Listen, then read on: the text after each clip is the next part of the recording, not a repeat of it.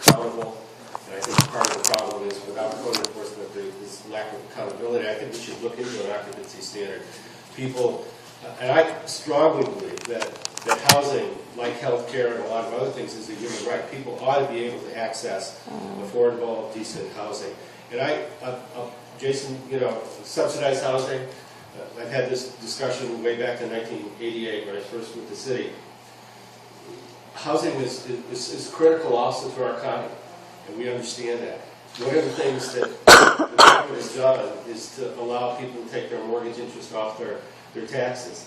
That's a subsidy. So most people who live in a single-family house are subsidized by the government. So let's just take that off the table, that subsidized housing necessarily isn't bad.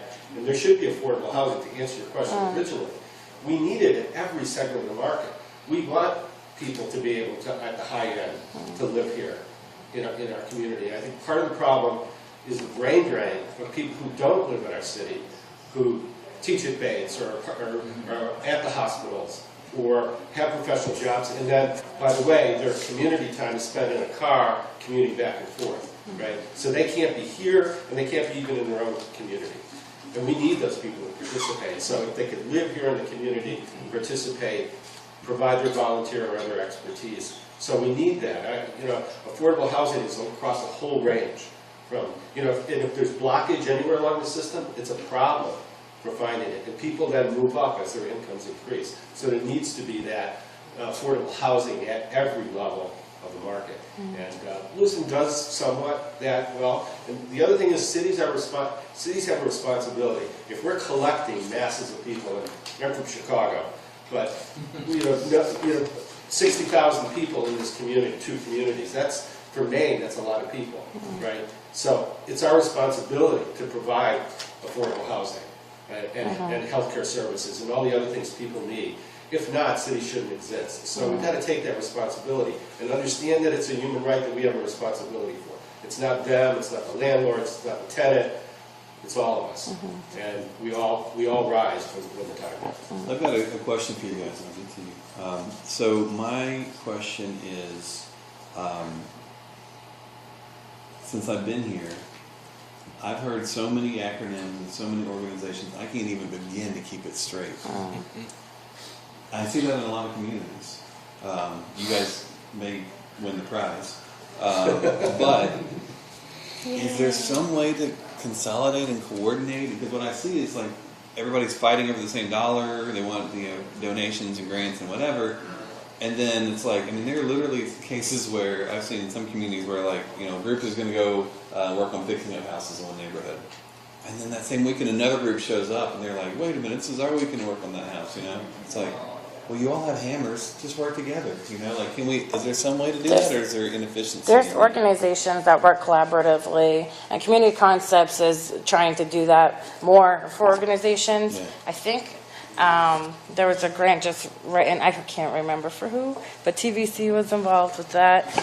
Somebody wrote on behalf to help them with their grant and fulfill some of what they needed. So as far as rebuilding, that's an idea that we have, especially for the homeless. There's so many abandoned buildings, maybe perhaps that are some are rehabitable, but we know that with the demolitions that people are concerned because there have been so many. They fear that it's the Heritage Initiative again, all over again. So I have to kind of tell them that it's good to take down the old to hopefully rebuild, but we don't hear a plan to rebuild. There are people just hopes and dreams, and I guess that's where it has to start. But we have to make sure that we're preserving downtown and safe, habitable, new and old buildings for housing. So, and not displace residents. That's number one.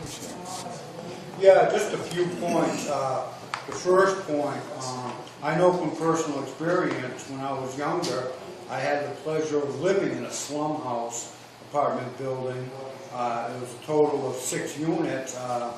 The landlord did in fact have the money to put repairs in because he lived at the time. It was a $250,000 home that he built. He didn't maintain the building whatsoever, and I'm not saying that that's every landlord. However, there are landlords there that do that. I do like Jason's idea of the tenant occupied buildings. I think one of the problems, and it's not just in Maine, I think it's a nationwide problem, it used to be a person would buy a house and live in it, not as a business, but rather a way to achieve the American dream and have a way to help pay his own rent. And that's gone away. Now it's a major business where you have people that their sole role in life is to buy up and manage properties at whatever cost. And when you get into that situation where you need to make profit on top of profit off the properties that you own at any cost, there's only one way to do that, and that is to let the property run downhill. Because it is expensive. Anybody that does any work around their own homes or apartment buildings can attest this. It can get very expensive very quickly. So if you're in the business of owning a building just for profit, the only place you can cut is maintenance, bottom line. Are all the units here occupied? I mean, are you guys like filled up? There's a No, that's not no. Okay, so here, this is, I'm going to ask this question and show my ignorance on the topic, and it's probably it's a no-brainer, which is, well, I hate to ask it, but, so if that's the case, like when I've lived in apartments before, if I had a crappy landlord, I said, forget it, I'm moving. What? So That's what? extremely hard to do. Yeah. You gotta come up with first, last security, you gotta make sure everything's. So you're set. locked in with the You're pretty additional much payments stuck. and Unless stuff. you have a big lump of money, you're not going nowhere. And then you may be moving right into one of his other units. Yeah. And people fear. Hate it, you leave, you should be Some getting, landlords you don't should do be that. getting. Landlords. Some landlords don't. Yeah. They don't do that. Landlords play the game, right?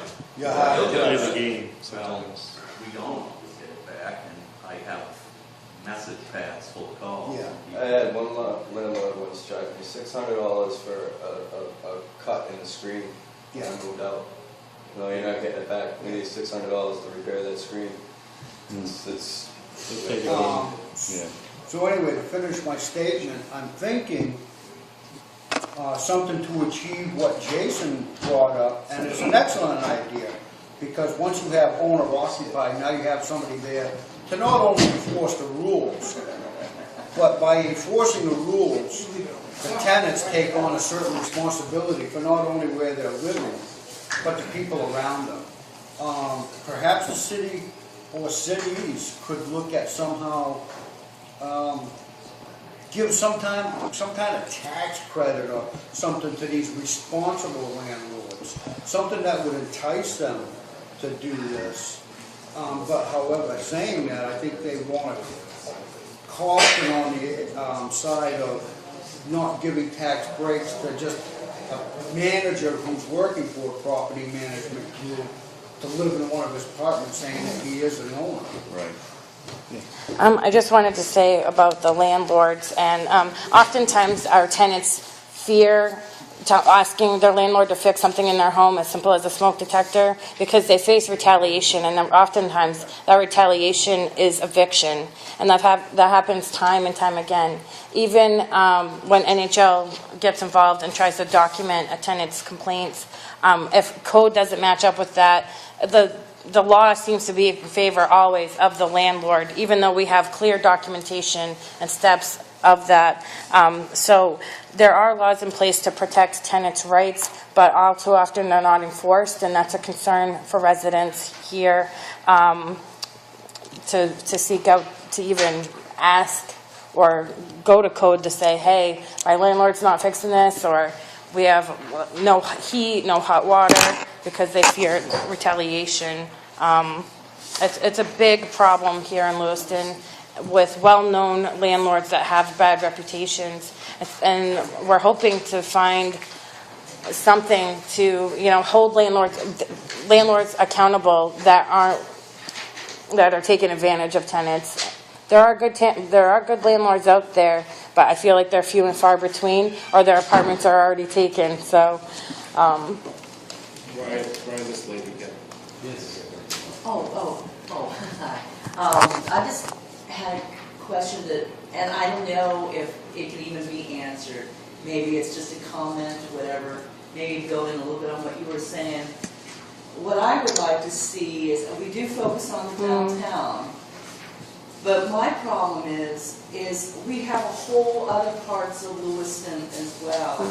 And sometimes I feel like there's just this big gap between up by Bates and the downtown, or down by Alva Lisbon Street, now around McDonald's area, and downtown. Or even segments of the population, like older French Canadian people, several of whom live in my building, which by the way is a really beautiful building, fairly new one, the Healy Terrace. How do we reach these people? I feel like there's an underrepresentation of those individuals, of those people. I can't speak to the landlords out here, or that work in the code enforcement or whatever, but how do we draw those people in as well? Yeah, I mean, it's tricky, when you're living in the suburbs. Because I think there's unfortunate, and I think it's very, very unfortunate, but I think there's this mentality that people who live in other parts of Lewiston have toward the downtown area. It's like, oh, those people, not in my backyard, kind of that thing, and how do we draw them? That's just a comment.